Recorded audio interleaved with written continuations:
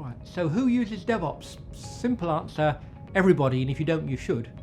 But what's interesting about that question, and talk about it, is that the range of organizations that use DevOps is amazing. I won't name names, but there's two companies that I pick out.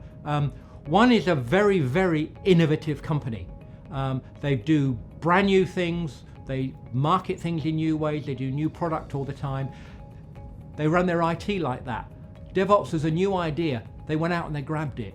Here's a new idea, how can we use it? So they used it because they were innovative and modern and groundbreaking and leading edge all the time.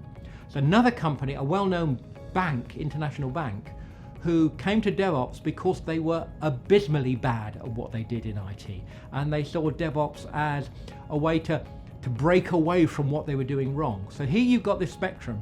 Companies that are always trying new things, innovative, so they use DevOps. Companies that have got stuck in their ways, so they need to break and change the way they're doing things, so come to DevOps. It is that versatile because it's a culture, it's an attitude.